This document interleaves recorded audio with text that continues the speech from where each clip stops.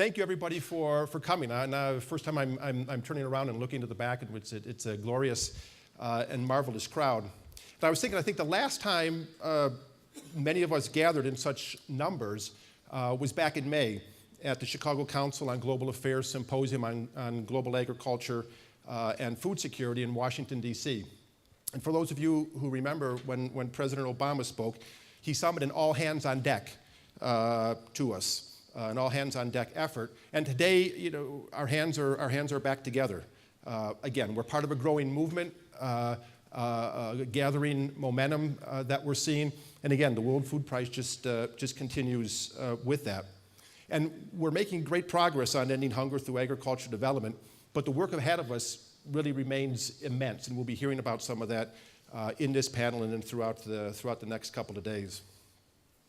For far too long, the smallholder farmers of the developing world have been dismissed by governments, by development institutions, by the private sector as too poor, too remote, too insignificant. It was kind of this criminal neglect without extenuation that Dr. Borlaug had warned us all about when he won the Nobel Peace Prize back in 1970.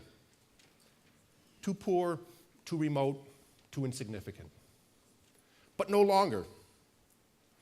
Dr. Borlaug, and indeed his great legacy here at the World Food Prize, always knew that smallholder farmers were at the core of our efforts, or should be at the core of our efforts, and they certainly are now. Be they the efforts of Feed the Future, or the Alliance for a Green Revolution in Africa, the efforts of an increasing number of corporations in the private sector, corporations both large and small, a lot of innovation, a lot of social enterprise, really digging into this work. Be it in the work of the organizations that I've had the privilege of being affiliated with or working with, like the Chicago Council on Global Affairs, the One Acre Fund, the One Campaign, Oxfam, the World Food Program, ActionAid, 1,000 Days, Foods Resource Bank, and all the organizations that you're affiliated with and that you represent. The work by our great universities, by researchers, toiling in labs all over the world. The smallholder farmers are at the core of agricultural development, and hooray for that. And it's something that we've long been talking about here at the World Food Prize. And not just increasing production of the smallholder farmers, but increasing the nutrition and nutritious value of the food and the crops that they're growing as well. Because we've realized that to meet this great global challenge that we're all facing, in coming decades of securing the world's food supply, these smallholder farmers are indispensable in achieving this. If they succeed, so might we all. So you see kind of this grand irony that's emerging. These smallholder farmers who were so neglected for decades are now indispensable to us. Journalists love irony, so this is an irony that I really grasp and focus on.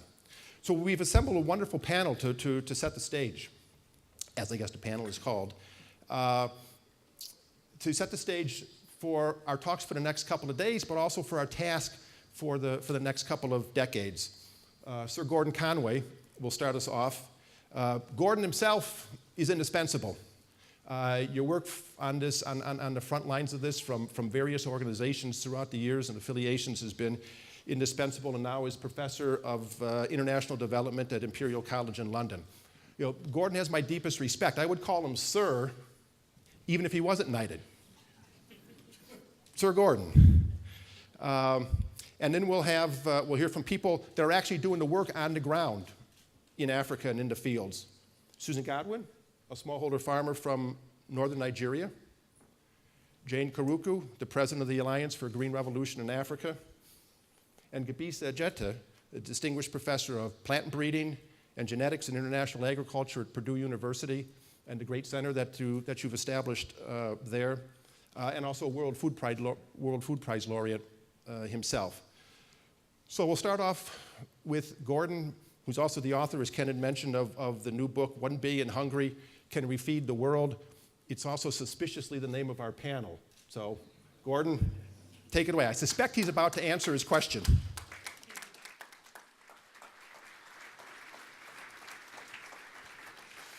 Thank you, Roger. It's great to be back here at the World Food Prize. Great to be with this panel, particularly moderated by Roger here. Roger and I go back quite a while. We've had some good times together. I remember distinctly the two of us going into a bar in Chicago and being stopped for our IDs to see if we were old enough to have a drink. And I always thought that that was the nicest thing anybody's said to me in the last decade. It's typical Chicago, of course. The subtitle of this book is Can We Feed the World? And the answer is yes. For those of you who've come simply to find the answer, you can now leave satisfied with that response. But of course, the yes comes with lots of buts. And in the last chapter of the book, we've got 24 qualifications to that but. But let me start by talking about the big challenges we have right at the moment. There are three: the recurring food price spikes, the fact there's about 1 billion hungry, and that we have to increase food production by something like 70 to 100%. And you've heard quite a bit about that last one in the last speech. These are the food price spikes. We're about to go into a third one. We don't know what it's going to transpire into, whether it's going to be like the previous ones. There are many factors, and I'm not going to go into them because we could spend the whole day arguing about what's the most important factor. What we do know, and that's what's important, is that when the spikes go up and when the prices go up and then they come down, they don't come down far enough in developing countries. And most important, that these hikes in price are catastrophic for poor people who spend something like a half of or more of their income on food. We desperately need better regional trade, particularly in Africa. And most important, we need to produce more food.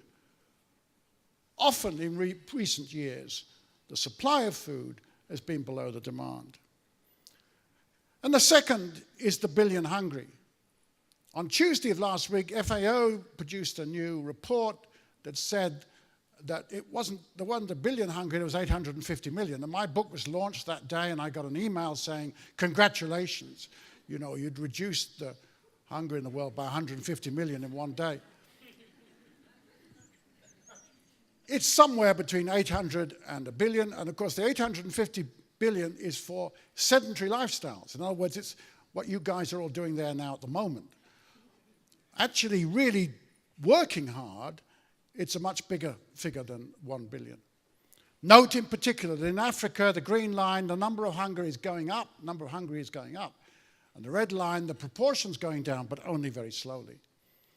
The most appalling statistic in all of these is the 180 million children who are under height for their age, who are stunted. And because they're stunted, they go blind, they die, their development is retarded. And the critical period is the first 1,000 days, the period of pregnancy, and then the 2 years afterwards. That's when you have to get those nutrients into them, in particular those micronutrients, vitamin A, zinc, iron, and so on. The challenges going forward to 2050 are enormous, and we heard a lot about them in the previous speaker. I'm not going to talk about them in detail, but I just want to pick out 2 or 3 points. First of all, in the popular imagination, the real problem is the population increase, that we're going from 7+ billion to 9+ billion.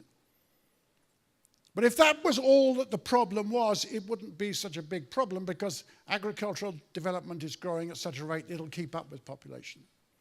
Much more severe is the fact that in many countries, the incomes per capita are going up dramatically. In China, elsewhere in Asia, in India, in Brazil, incomes per capita are going up, and as a result, people in those parts of the world are shifting towards Western-style diets. They're eating chips and crisps and bread and meat from beef and sheep and pork and poultry and milk and yogurt and cheeses and so on. And the point here is that, very crudely, for every kilo of meat, you need about 8 kilos of grain to feed the animals. It varies, of course, according to the system. But it gives you an idea about the huge demand for grain and for feedstuffs like soya that we're going to get into the future. It underlines the fact that the Chinese government signed a deal with Ukraine last week, providing $3 billion in loans in return for imports of 5 million tons of grain each year. And of course, there is the competition for biofuels. Significantly, the European Union is probably going to pass a law that says a maximum of 50% of biofuel crops can be food crops.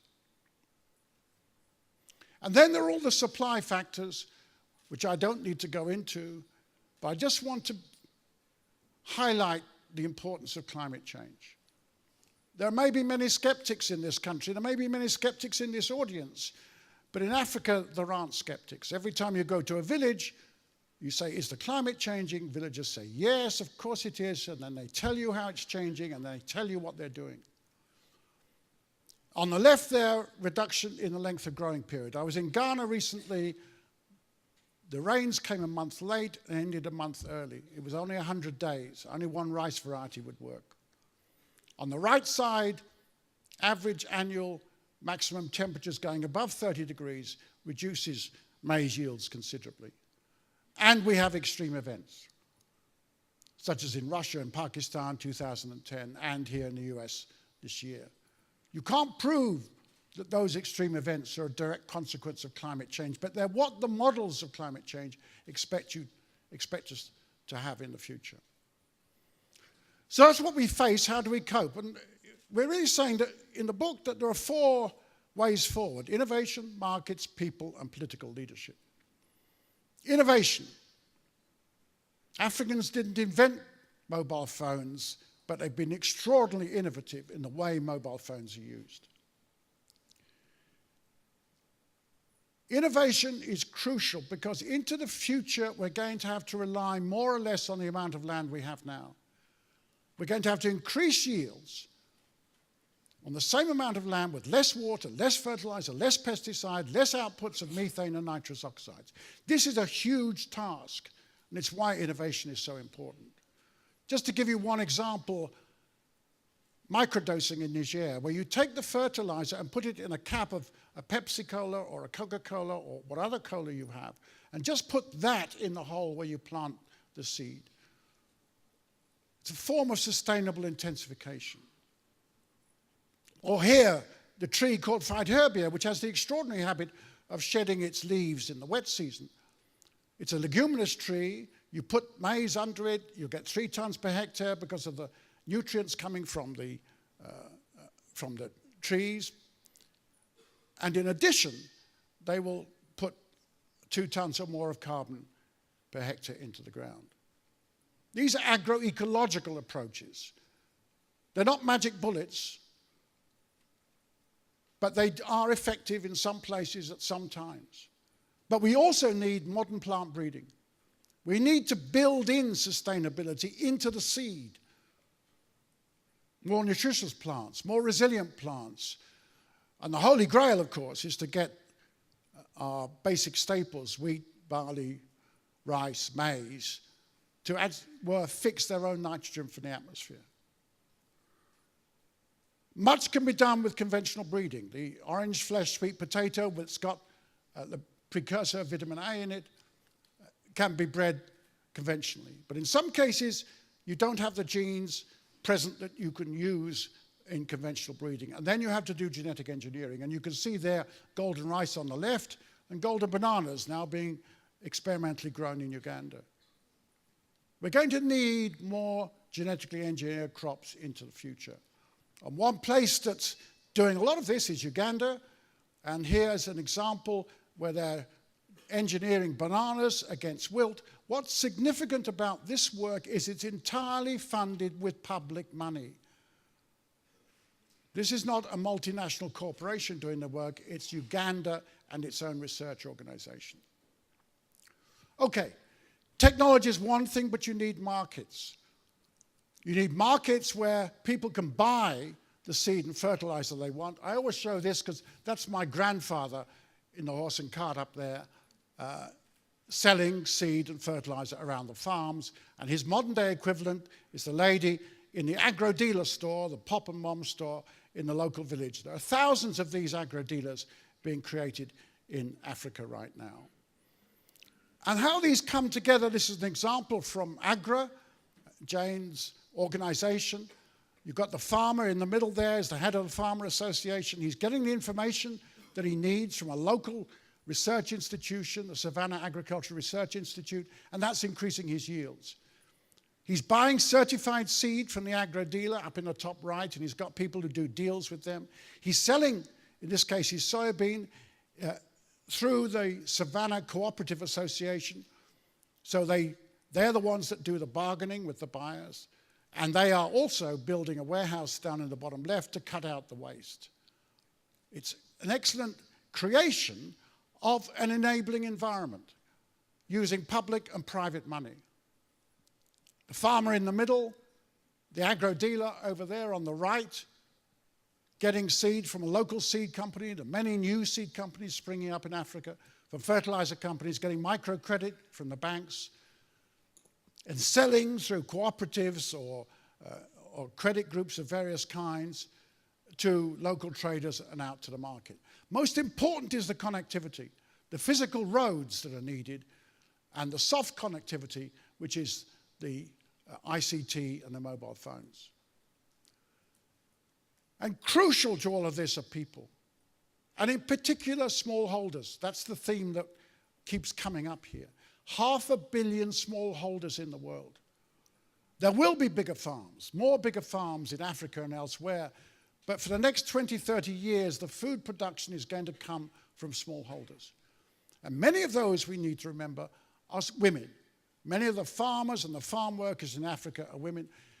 Women are important because they are not just farmers, they are mothers, they grow nutritious crops, they make sure their children eat nutritious crops.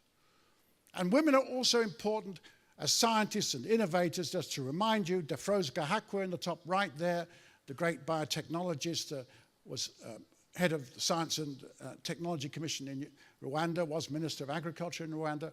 Bottom right, a young Ugandan woman who I saw recently who pointed at a petri dish and said, "I've got double haploid cassava in there."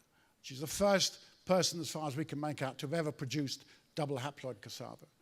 Bottom left, Maria Handradi, the great champion of orange flesh sweet potatoes, normally wears orange all the time, but today seems to have been in black when I took the photograph. And the top left, Josephine Okot, the Acholi woman from northern Uganda who created Victoria Seeds, the great seed company in Uganda. Tremendous women who are at the forefront of agricultural development in Africa.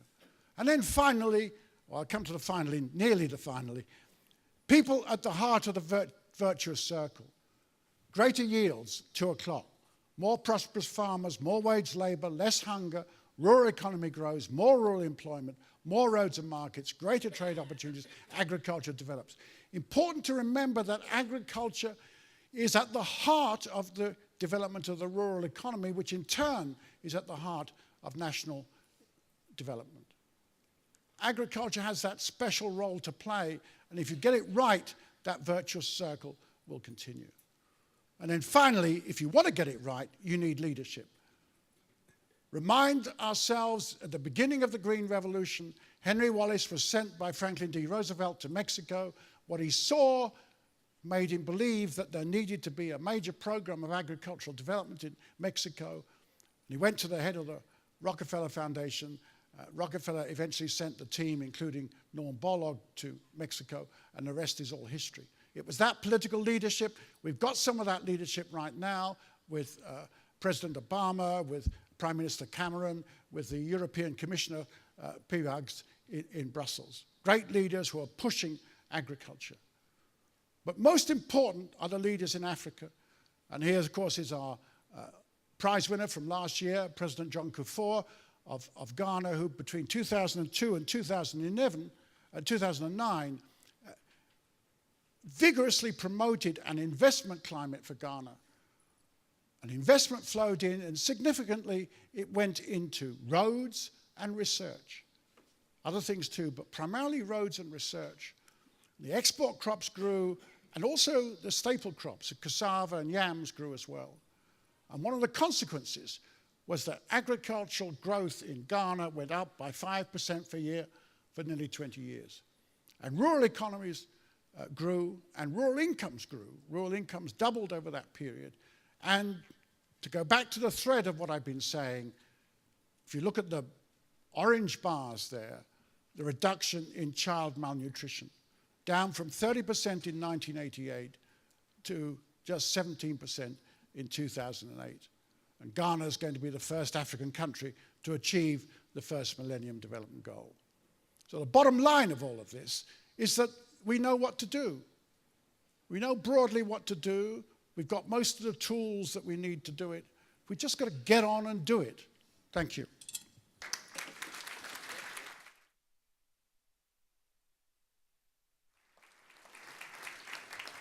Thank you very much, Gordon.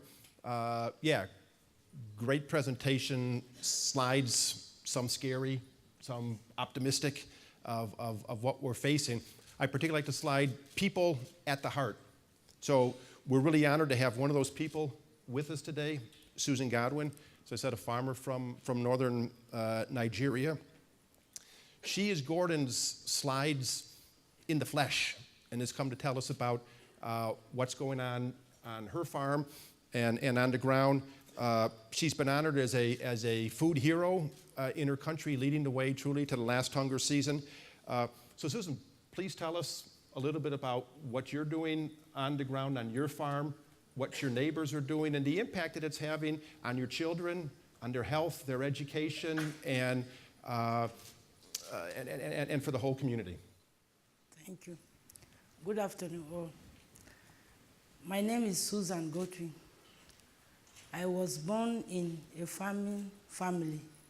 I got married to a policeman. I later joined him to stay in the city. After having my 5 children, I see my husband's salary cannot be able to keep us. So I decided to go back to the village with my 5 children to go and start farming. So when we went to the village, we were farming for about 12 years. We don't have even enough to eat, talk more to give to others. Until when one of the Oxfam projects was brought to my community. And the project program was all about capacity building for small-scale farmers. So when I heard that, I quickly enrolled myself into that program so that I can receive the capacity building. I also grouped some small-scale farmers also in my community into groups. We have about 7 groups of 30 members each. We received the capacity training together. Along the line, some of them decided to stop receiving the capacity building training because they feel that it was money that they are coming to share for us. So as for me, I keep on following. At times the training will be in my community. At times it will be in the next community. At times they ask us to come to the state capital, which is Lafia, to receive the capacity training. So I was following them like that, and some of the people living around me, they start talking, this woman can no longer do her farm work. She's just following these people about. We don't know what she wants from these people. These are people that just come with talk. They have nothing to offer to farmers, and she's just wasting her time following them. So it reached a certain style. I wanted to stop. I said, no, let me keep going and see what will be the end result. So I put myself into that program until when the program was end. I started implementing what was taught in the program, because the first thing that carries me where I say I will not stop going for this program was that they say a farmer can adopt new method of farming by using improved seedling, by improving the land. That farmer can get more food and can live better. I say, but I've been farming for 12 years. I don't have anything to talk about. How will this happen? I say, let me put it into practice and see whether what they are saying is true. I quickly put it into practice. We were farming a specific crop in a specific piece of land every year, of which they say we should not be doing like that, we should do crop rotation so that to build up the soil. So I quickly put these things into practice. And when I put it into practice, I see my farm was looking good, my crops were fresh, and I was getting more crop than them. Some of them started saying that this woman, maybe she has gone and received juju, medicine, so that she will draw the people around her crop into her own farm. So some were saying like that, but that did not stop me from what I was doing. I was doing what I was doing, and some that were wise enough, they quickly understand where I was going, so they came and they were asking me, Madam Susan, can you please help us with the... I said, no problem. I share whatever I have with them. So for the first year, after harvesting my crop, one of the capacity building they taught us was that in the little crop that we can get, if we know how to add value to it, maybe it will help us to get more money. I said, since I've harvested my crop and I've get more crop, let me try and add value to the crop and see whether I can get more money. So the money I have, they also taught us how to do village and saving loans, so that even if you have a little money, don't spend it all, but put something in the village and saving, so that tomorrow you can use it to do another big thing. So the money I got from that village and saving loan and the money I take some of my crop and sell, I was able to buy a machine for shelling the peanuts that I farm. So when I bought the machine, I was using it commercially, and I was the first person in my community to buy that machine. So all the community people were coming to my house to do their shell their peanuts. Even the neighbor, those living in the neighbor community, they also come with their work. So I was getting more money, and I opened my farm work very big again, because I have enough money to hire people to go and work for me. So when I was doing that, the next 2 years, I landed myself having 6 machines, not one again. So in the 6 machines, as the machines were many, I was not able to control the machine myself. So what I did, I employed those women that were around me to help me do the work in the machine. So what I normally do, when they work with the machine, at the end of every day, they will bring what they have realized from the machine. When they bring whatever they realize from the machine, if it is 2,000, 200 naira will be given to her as her take-home money. If it is 5,000, 500 naira will be given to her as her take-home money. So that is how we have been doing with them. And it reached a certain stage. Some of them, even where the machine are, in the process of shelling the granules, some granule will be escaping out, so they have access to that one. At the end of the day, some can even get up to 3 or 4 modules to sell. But some did not sell their own like that. They prefer to gather it into much quantity before they will process granite oil out of it and sell the granite oil and the granite cake to have more money. Some do like that, and they also start their own business. As they were going fine with their own business, some of them are able to buy machine.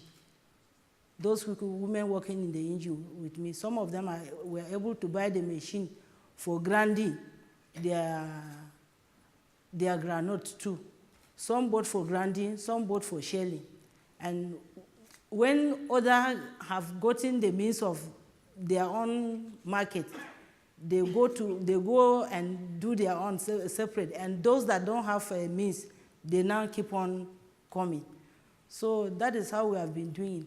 In the aspect of my farm work, normally when it is harvesting time, I normally announce to them that my harvesting time is going to be on Tuesday.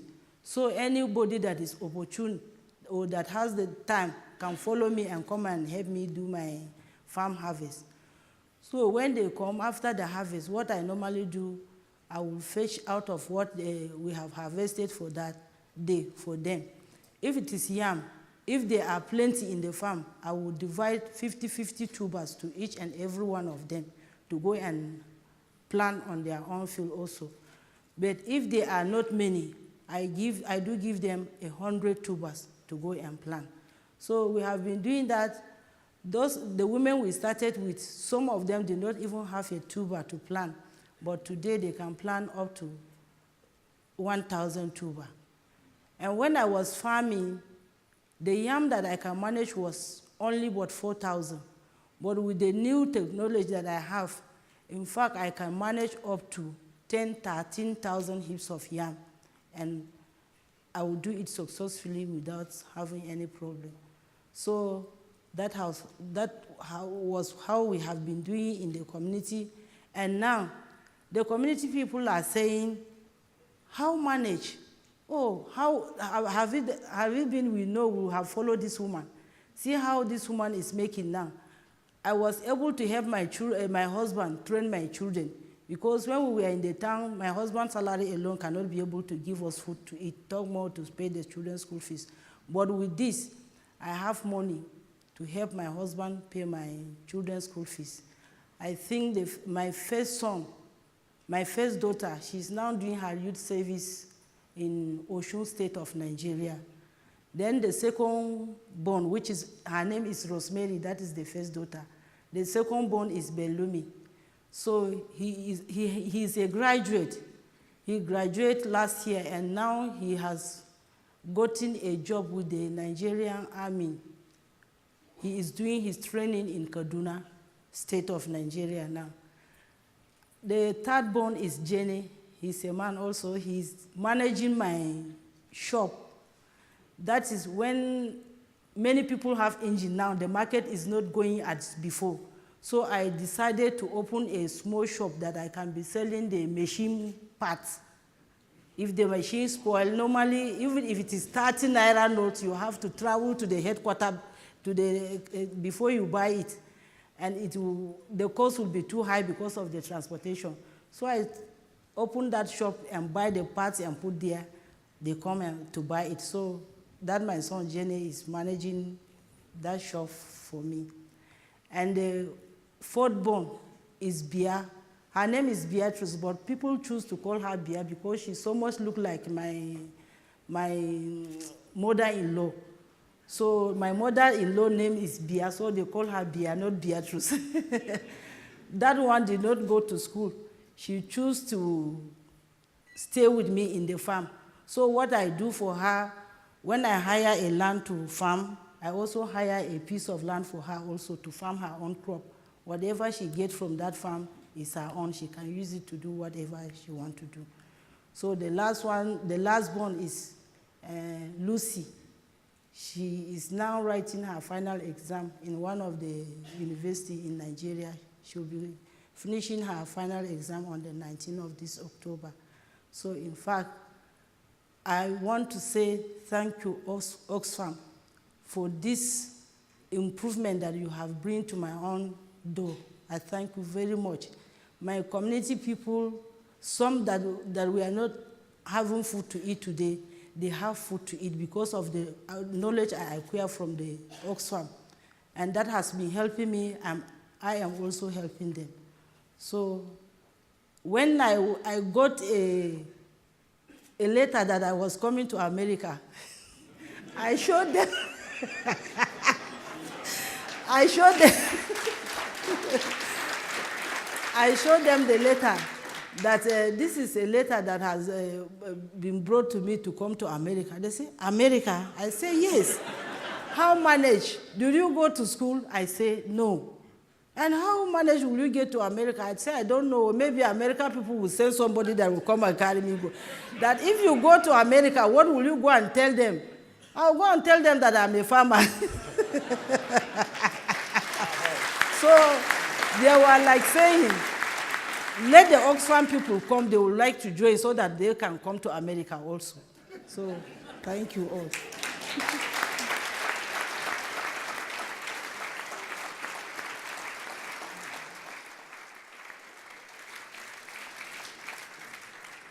Thank you. Thanks for your applause and your reception to Susan's remarkable story. And just from the efforts of one farmer, you can see kind of the ripples through the entire community and her children and the long-term movement out of poverty from the hunger season, from just merely surviving to robustly thriving. It's really something. And also to a warning to all those skeptics and the people who thought that she was crazy by following this. You're sitting on a stage at the World Food Prize in the United States in Des Moines, and they need to, when you get back home, to be paying more attention to you. We'll come back to Susan in a minute, and if any of you folks have questions but Jane, there's behind the success of Susan and other individual smallholder farmers, there's a lot of people, a lot of programs, partnerships that are involved in that, and at the Alliance for a Green Revolution in Africa, you're kind of on the cutting edge of all that. So kind of as you see Gordon's presentation, here's Susan's story, how does the work of what you're doing and the innovations that you're seeing and fostering and supporting, how does that kind of fit into the individual successes? Thank you. I hope I can match this class act from Susan. But I think back in Africa, we are seeing a lot of inspirational stories and inspirational things that are going on, very well described by Susan here. What we see is all the elements starting to come together, and I'll describe in a minute what are these elements, and most of them, I think Sir Gordon touched on them. For us to succeed in this agenda of Africa feeding itself and indeed feeding the 9+ billion people, I think we can do it. But the elements must be end-to-end and very well coordinated and very well integrated. I think Susan talked about capacity building. At the start of it, people have to be aware of what needs to be done. And sometimes we ignore that element of a capacity building. We should not take it for granted that somebody knows if I take a good seed. What is a good seed? We should take for granted that people know what is a good seed. We should not take it for granted that people know how to work with a good seed. So there has to be a lot of capacity building behind and at the start of all this work. Sometimes it comes to these farmers like Susan by accident, but I think it needs to be more intentional. And at AGRA and other partners are working a lot on this. So, and I'll give you a story of an example of how it can come together as one of the successive stories that we have seen. And I want to talk about a banana story. Now, some while ago, there was somebody, I think, from Rockefeller who funded banana research in East Africa, in Uganda and in Kenya. And the biotechnology, working together with some universities in Africa and governments in Africa. So you can see the elements starting to come together, the government and the research and some funding from some good Samaritans. And they came up with some good banana seed that was producing up to 150 times in terms of yield. And that was also very resistant to a lot of pests and a lot of the weeds that we were seeing here. And they went to certain localities, geographical localities, where they taught farmer groups, because Susan alone has got no voice. So we have to organize many Susans so they can have a voice, so that they can negotiate and also give themselves a platform of where they can access knowledge and money. So the first thing is that they got access to this seed. When they got this access to this seed, they were taught on what to do with this seed. Now the factor up, stay with me, I think it's 15, not 150, 15 up on the productivity. There probably was another 15 or 20 up because of the agronomy and the good practices. They were taught how to use good fertilizer as well as organic, and how to take care of a scarce resource called water in taking care of this banana. And then they were aggregated in terms of their produce. And they built some aggregation centers where the banana is well taken care of. They were then taught that instead of selling eyeballing for your big piece of banana, because now the things were very huge, they were mostly taller than me, so huge. So weigh the produce before you sell it rather than selling it on eyeball. And the factor of production, price moved from 1 unit to 13 units per kilo, so another factor of 13. So 3 steps already of value increase increment for the farmer. And then there was technology involved. So because of the mobile influence in the countries in Africa, communication between market and the farmer is well linked, and they're using mobile phones to make the order and also pay back, because money transfer within the mobile is a very big deal. So if I sell today, if my farmer group chair says they have a 100 tons requirement, so they'll collect from 10 different people or 100 different people, aggregate to take together to the market, and then the market guy, after he receives this, he sends money back. So on the same day, I sell my produce, I get the money on the same day, and the factor is way, way big. So what has happened with this, like Susan is explaining, is that these farmers have not only improved food security for themselves and their environment, they've also increased their wealth, and they're able to do all the things that most of us in this room are able to do, that is pay school fees for our kids, pay for health, and pay for other things like even building better shelters for ourselves. The other element that came together was access to finance. So in the same locality, there was private sector and the public partnerships that accessed finance to this group of farmers, because they were already organized as a farmer group, so they were able to go and negotiate credit. Because Susan didn't talk about it, but I don't know whether she has collateral to go and borrow money from a bank. In most cases, people do not have this collateral. So you have to rely on your farmer group or another innovative way of accessing this credit, maybe your SACCO or, let's say, group finance. I mean, it gets very complicated and even interesting right there. So access to finance. There was also policy that changed. So the government leadership changed policy in terms of how banana is marketed, because we shouldn't take it for granted that I can go and sell my banana in certain markets. So there's a policy change that happened. There is also the farmer building capacity in terms of organization. For them to run this thing as a business is also a very intricate details that sometimes gets left on, and this happened. So if you look at this element, a lot of elements came together. The sustainability of the project in terms of water, fertilizer, and the whole agronomical effects. You have technology coming in, both at research. Somebody in the science lab worked to get to a better banana variety that went to these families. There was a government involved which came together to give these groups of farmers an enabling environment for them to work better at delivery of these farmers to the market. So there was the whole thing of infrastructure, and there was a thing of access to market that linked these farmers mostly from government enablers, as well as the private sector enabling, because there's something else that is called a broker in Africa. The brokers can be many. We shouldn't demonize them, but we'd like them to be fewer in the chain, probably one, not many. And they are what we call the private sector. I know when we talk about private sector, it's not necessarily the very big private sector, but it's these people who organize themselves and they're able to move produce from one end of the country or one end of the region to the other one. So technology came on in terms of how do we get the financial transactions.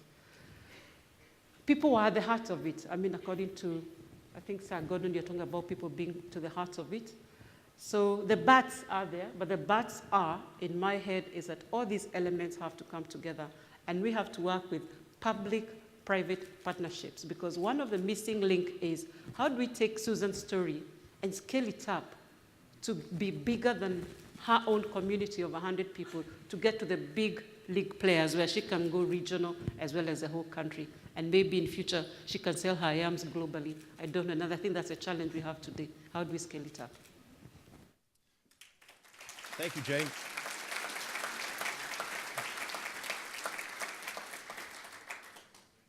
Yeah, I think a sign of Susan's yams or Susan's peanuts would be good in our stores, right? It'd be, so as Jane was talking about this broad front that is needed, that stretches, you know, from the research all the way to the post-harvest things and the banks and the financing, so important. Science, critical to that. And Gebisa is one of the great experts to talk about that, and from where he came from in rural Africa, and the work that you've done on producing these magic seeds that are so effective. So how do we get the science that's there to work in the fields? And you often talk about a back to basics approach.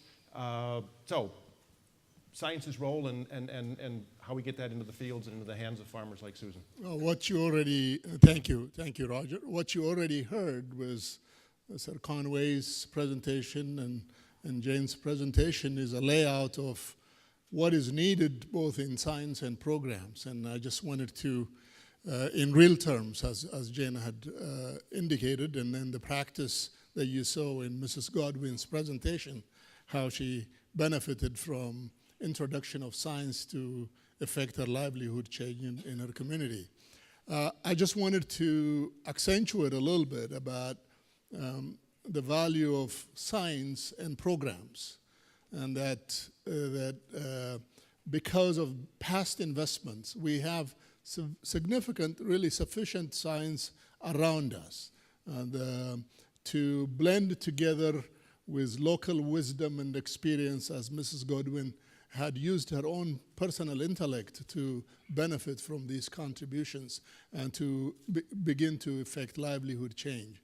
These scientific results are found in the dusty shelves of national and regional programs in Africa, and in computers and clouds of global organizations, in the minds and brains of academics and scientists around the world. They are there.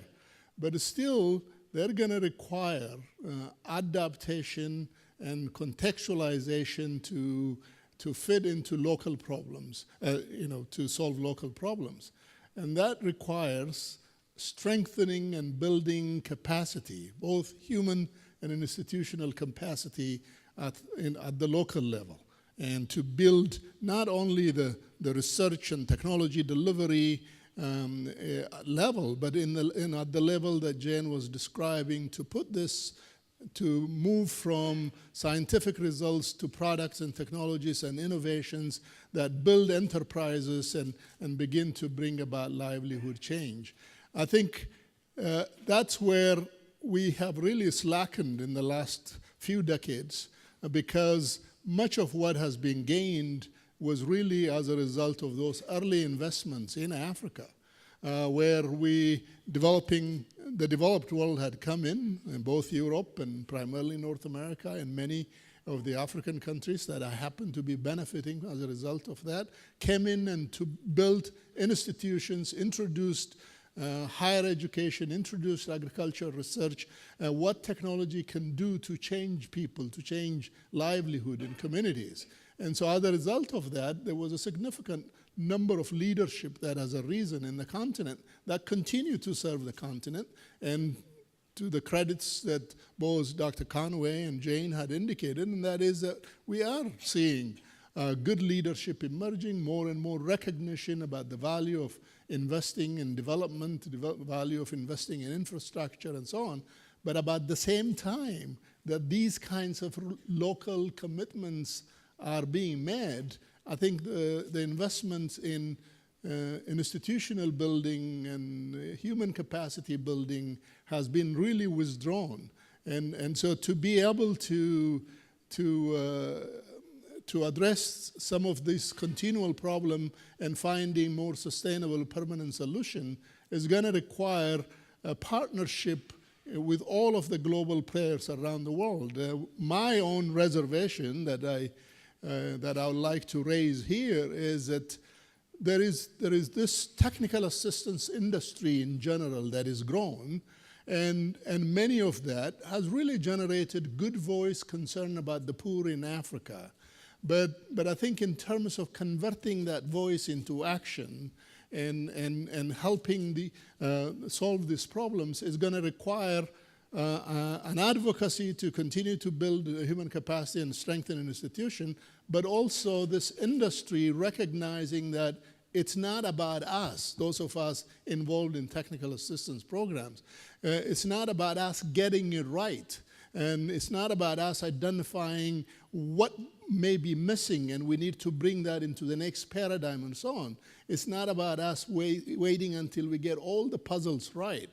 It is about them. It is about the Mrs. Godwins. It is about local programs that are there. And so how can we connect the advanced research institutions that continue to generate fantastic research results, US universities, European universities, the international agricultural research centers, the regional programs, the other RECAs, the AGRAs, and so on, that are closer to working with national program. How do we connect them? How do we create really true partnership, including the private sector, so that we work together? We really have not done a good job in that. And so I advocate this back to the basics approach of building local capacity and local institutions so that the local institutions are ready and primed to benefit from the pipeline of science and technology and knowledge that is generated, not only locally, but also from abroad. So to the extent that we could make those kinds of adjustments, we can build into these success stories that both Mrs. Godwin and Mrs. Karuku had shared with us. Yeah, very well put, Gebisa. Thank you.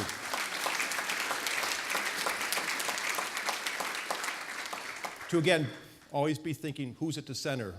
Gordon's people are at the heart, and I love it. It's not about us, and so it's not just about us up here on the podium. We're happy to take some questions. There's 2 mics in the middle if you want to stand there. I'll take a couple of questions at once. Just quick questions. We've only got maybe about 10 minutes left or so. So kind of no speeches or filibusters or comments. And if we can have maybe 3 or 4 people come up, we can take some questions at the time. I just wanted to go back to Susan for a minute. You're in the United States. We ask big questions here. Gordon's question, can we feed the world? Can Africa's smallholder farmers, yourself, your neighbors, feed your country? Feed Africa, help feed the world. Yeah, we can feed the world if at all we are able to carry this capacity building to each and every local farmer in his community, and they get to adopt it. That is where we will grow and we will be able to feed the world. Great. Optimistic. All right, so we have 3 people standing up. We'll take all 3 questions, and then we'll field them at once. Okay, I'm Shantu Shantaram from Iowa State University. First of all, I would like to applaud the panel. You've done a terrific job today. I really enjoyed this session. My simple question to Sir Gordon is, there is an alternate world operating as we are all trying to help capacity building, technology transfer, all sorts of things that we do in the international agricultural development. There's a whole bunch of civil society organizations that are equally active in different parts of the world who preach things completely opposite to what we all try to tell the world to do. And they work at cross purposes, and they have been quite successful in influencing local governments in adopting some of their ideas. For example, one thing they say is there is no need to increase agriculture production in this world. There is already plenty of food and it's people who are greedy who don't share with the people who don't have it, and that is the problem. These kind of, I'm sure you have heard these kind of things. How do we overcome those kind of resistances? Because if we don't tackle them effectively, I see that in countries like Southeast Asia, like Laos and Cambodia, Bangladesh, even in India to a large extent, some of our purposes are not reaching the people because the politicians are listening to them and shaping policies, public policies. Thank you. The 2 gentlemen in the back, right. Patrick Benz with Westbrook Associates. Several speakers have encouraged the expanded use of GMO crops as a new technology and new plant varieties. I'd be interested in your response to the fact that current trends show that leading biotech firms are now applying for patents not only for the proprietary rights to the germplasm in the seed, but also to the post-harvest genetic trace material in foodstuffs like grains, meals, oils, and such. I'd be interested in response to, do you feel that it is justifiable that the biotech industry can claim ownership of genetic materials in post-harvest materials in the food chain? And secondly, if these firms are to charge licensing fees to buyers of these materials, won't this impose a new economic disadvantage on farmers who use those products? Answer. The stereotype of American farmers and producers is that we are less attracted by the opportunities of innovation than we are the fear of failure if we do try to innovate. So my question for Susan is In the light of Howard Buffett's comments yesterday that farmers have on average 40 chances to get it right in their lifetime, how can you help us in the United States systematize a process whereby every one of our farmers and producers tries something new on their land every year in an effort to get a little closer to being right? Thank you. Let's start with that. Susan, do you have any advice for American farmers? Don't be afraid to innovate. Don't be afraid to fail. Right? Well, I think the American farmers already are well-to-do because they have all the techniques. When I come, I was taken to most of the farm.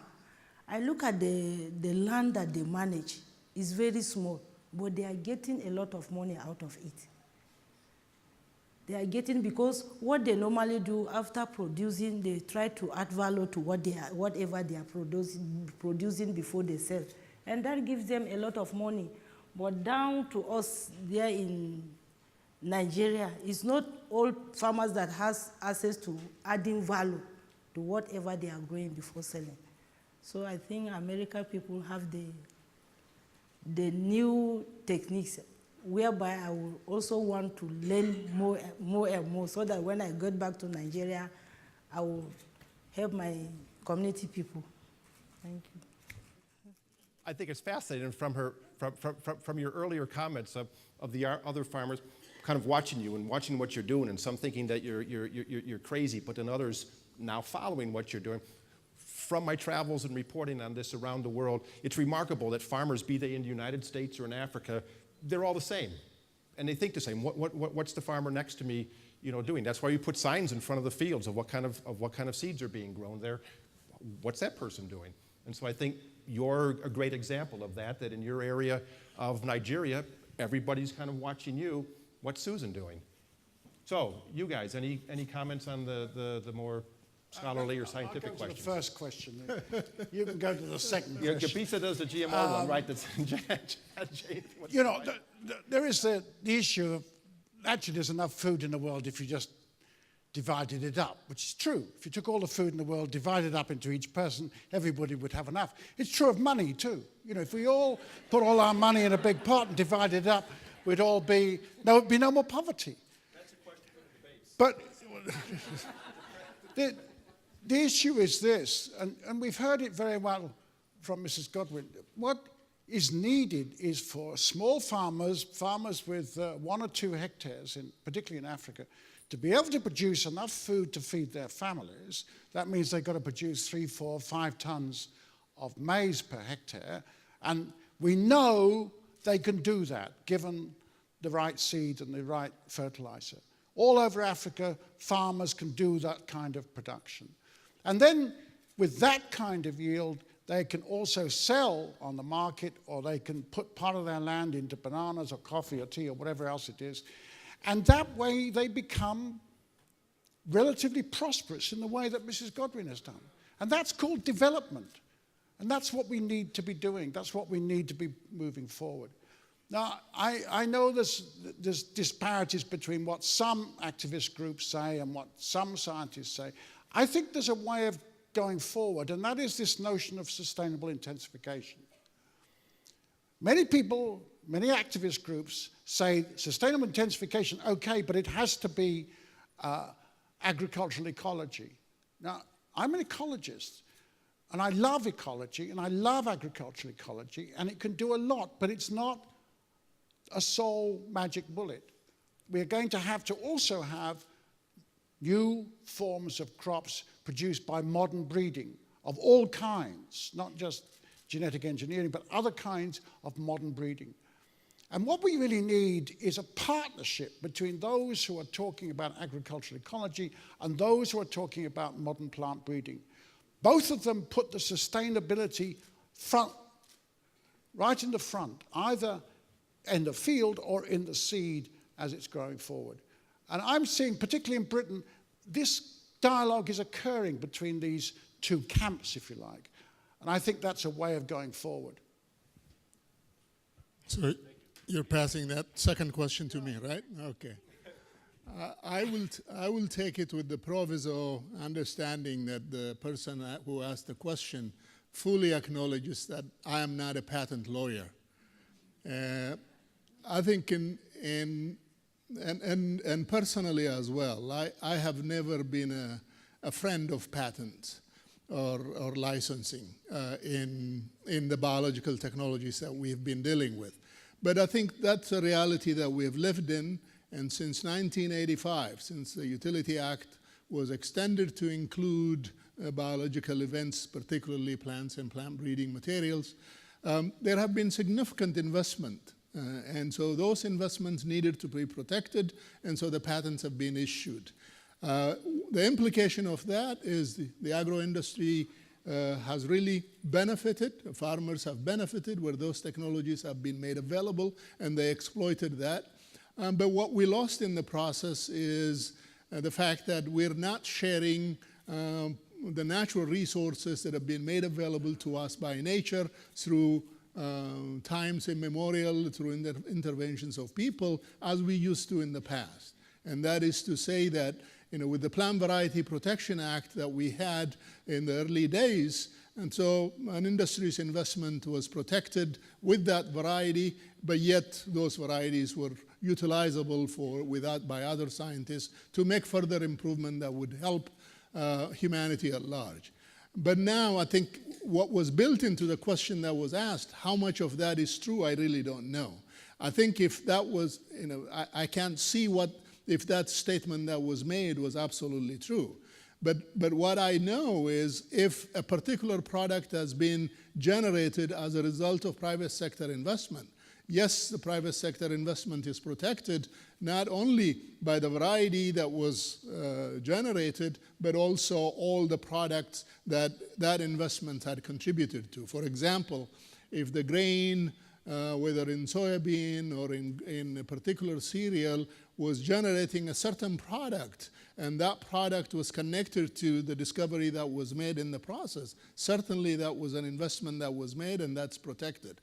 And so that, in my opinion, is not something new, but it's an evil that we have, if I may call it an evil, it's something that we have learned to live with. It's not the old way, it's a new way, and I don't think there is a way to go back to where we were. There have been pluses and minuses that have come with it. As I said, tremendous investments have come from the private sector to exploit things that we have not been able to as a result of the new technologies that have come. So humanity has benefited from that as a result, but at the same time, and there are more that could have been done to share those resources on a global scale. That adjustment, whether that comes by other philosophical dialogue, the generosities that programs that Sir Gordon Conway had created when he was the president of the Rockefeller Foundation, the African Agriculture Technology Foundation, that have generated some potential utilizations that have come out with negotiations have been made with industry about some technologies being made available so that those are extended to developing countries. Those kinds of things may need to be developed, but I don't think we're going to go back, but we continue to roll with the punches and continue to find ways to bring technology to the greater humanity at large. Thank you. Jane, did you have any thoughts on that, or either of the questions? Anything to add? I guess it's on technology. I would say that if you think about the African farmer, the smallholder who is at the heart of this discussion today, they are looking for something better than their mother or their grandmother did. This is not, from their perspective, very technologically advanced because it's a few steps at a time.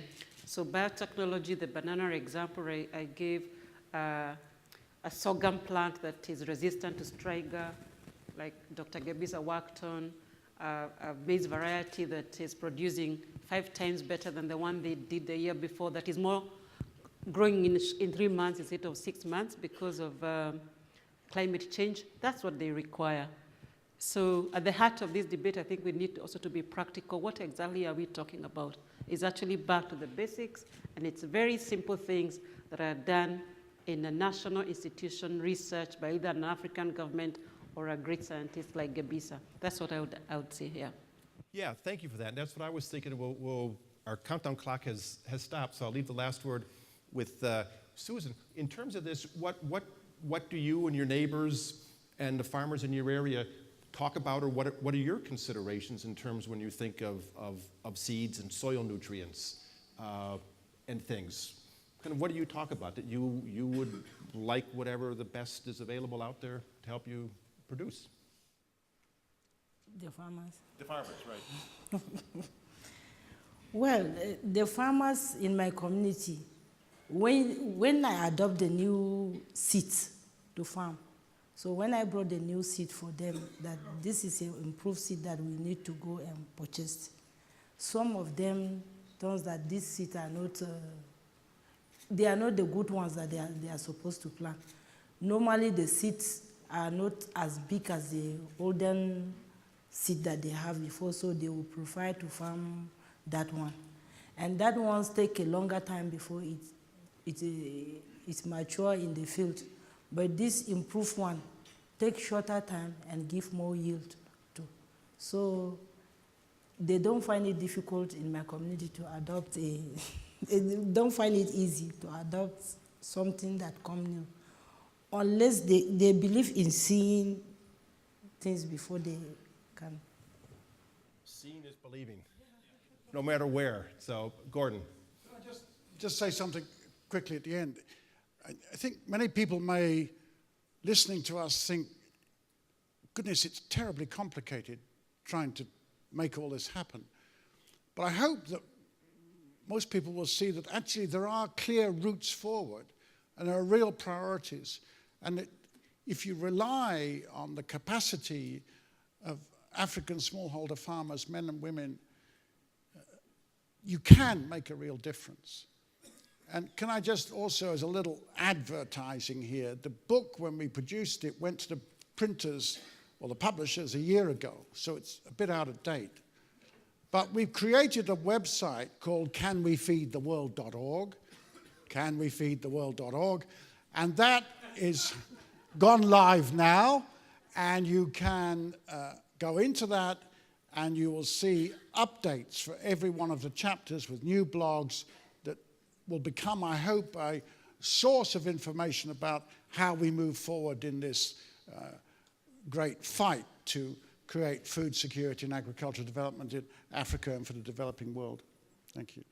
Thank you, Gordon. Yeah, anybody who has written a book knows you've got to, we're in a world that we've got to sell it ourselves. So excellent for that.